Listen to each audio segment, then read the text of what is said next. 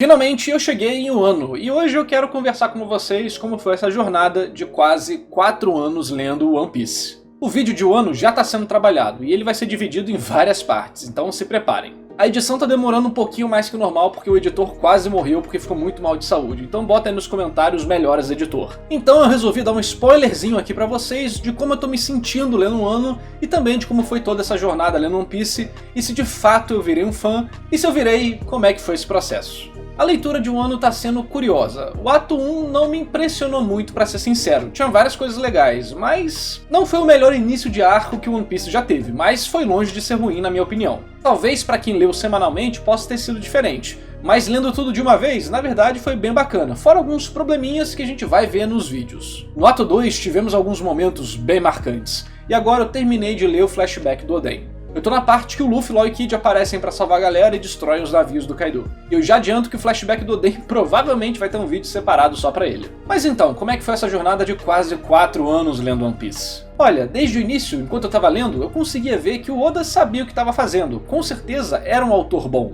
Por mais que a história não tivesse uma estética que eu gostasse muito, ou o tema de pirata, que nunca foi minha praia. Mas nada mudava o fato que ele escrevia muito bem, principalmente as partes dramáticas da história.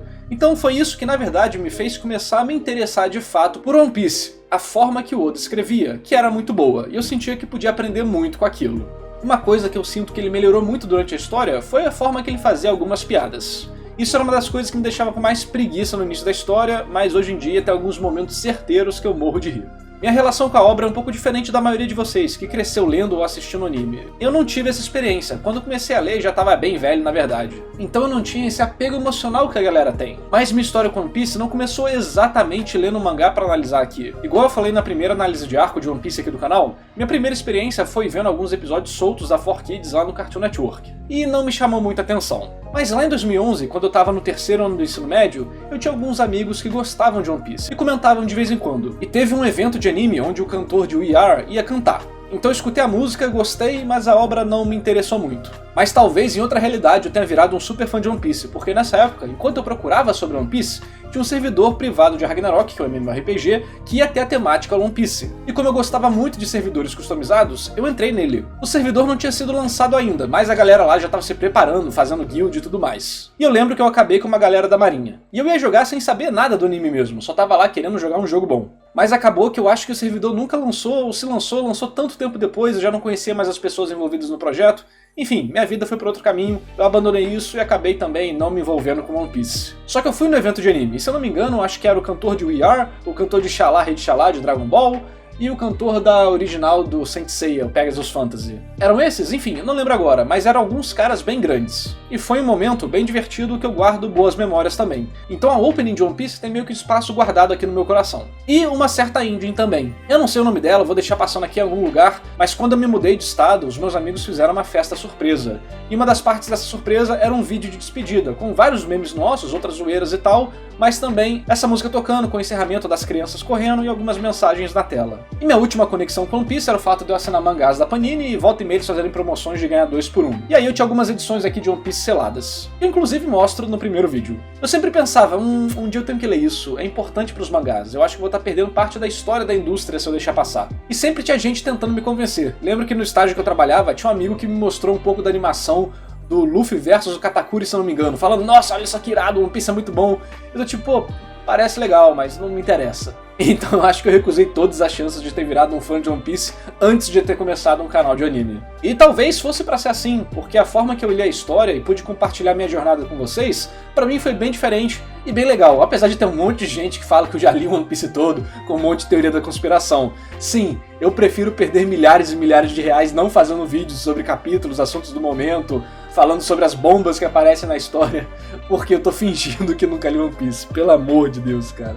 Esse povo precisa arranjar alguma coisa pra fazer. E assim, eu tenho que dizer que quando eu comecei a ler One Piece, eu de fato não era fã da história. Eu era fã até do Oda, da escrita dele. Isso sempre admirei desde o início das análises. Mas com o tempo, essa qualidade constante foi me fazendo perceber algumas outras coisas, como por exemplo os temas que ele botava na história, E por mais que estivessem sobre uma roupagem de pirata, que não é uma coisa que eu gosto, os temas de heroísmo, sacrifício, superação, coisas que tem todo shonen, mas que One Piece também tem um drama extra falando sobre o que a gente deixa pra trás, como que vai ser o futuro, várias outras coisas que você encontra em grandes épicos, eram temas que eu de fato me interessava. Seja no discurso do Dr. Hiruruki, ou até na frase do Cricket em Skype, quando eles perguntam pra ele, pô, o que a gente vai fazer agora? A cidade de Skype é real, o ouro é real, e aí?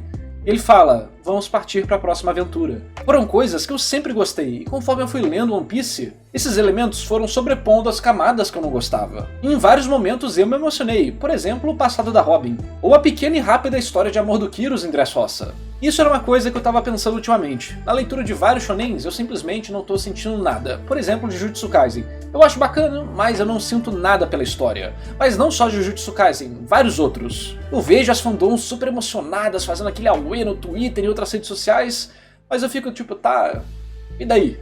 E eu fiquei refletindo, será que sou eu que já tô desconectado, já tô muito velho, já não tô gostando mais de shonen? Talvez eu tenha ficado muito chato por analisar a história, enfim, tudo isso passou pela minha cabeça. Mas até que eu lembrei que, na verdade, talvez não seja isso.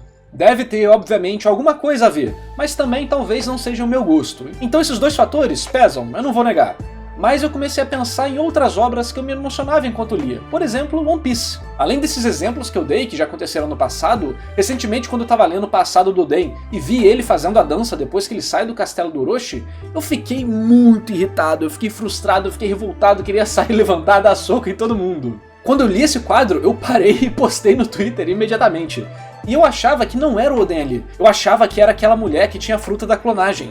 Que tinha acontecido alguma coisa com o Oden e eles estavam destruindo a reputação dele ali. Acabou que não era isso, e vou deixar pra discutir esses elementos no vídeo de um ano. Só que depois que eu senti essa raiva intensa, eu lembrei, pô, então eu tô sentindo coisas enquanto eu tô lendo.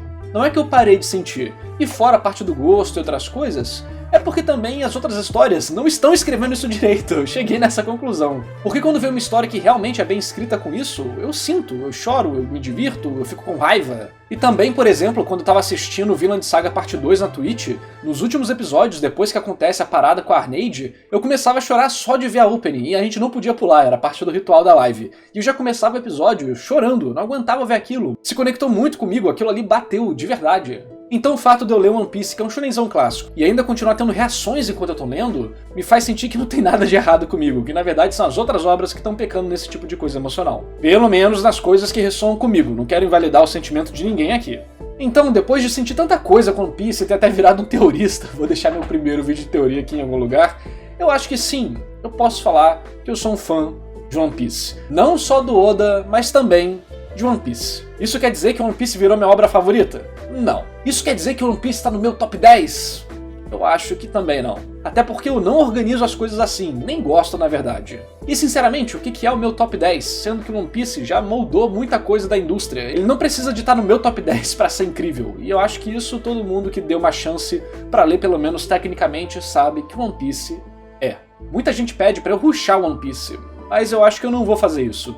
Não só porque atrapalharia minha review e meus sentimentos e tudo mais, só que também porque eu acho que as coisas precisam ter o seu ritmo. É legal aproveitar a leitura de vez em quando, tá com vontade de verdade de ler aquilo, não só pra analisar, mas também pra ter um prazer melhor. Porque assim, eu tenho outros interesses no meu dia a dia, eu não vivo de One Piece igual tem uma galera viciada aí. Eu faço outras coisas, eu quero conversar sobre outras coisas, eu quero consumir outras coisas, às vezes estou num dia que eu quero ler uma parada, sei lá, de terror. Enfim, então essas coisas variam, e eu não quero atrapalhar minha jornada só pra postar vídeo toda hora. Gosto de tratar a minha experiência e a obra de arte, que é One Piece, como de fato arte, e ter a relação mais genuína com ela que eu puder. Por isso eu tô com muita expectativa pro futuro de One Piece. Eu quero chegar no semanal eventualmente, quero fazer parte desse bonde, de ter vivido parte dessa história que eu acho que nunca mais vai se repetir, igual tá se repetindo com One Piece, pelo menos não no nosso tempo de vida, e quero poder aproveitar com vocês mais do jeito certo pra mim, entende? E minhas expectativas pro futuro da obra, eu realmente não sei o que dizer, porque tem tanta coisa que eu gostaria de ver, e que a galera gostaria de ver. Eu, por exemplo, quando li Reverie, eu percebi alguma coisa que eu já sabia, mas não tinha notado de fato, que é, eu preciso de histórias sem os Mugiwaras. Tem tanta coisa nesse mundo, tantos acontecimentos, tantas nações, tantas ilhas, eu quero poder explorar tudo isso.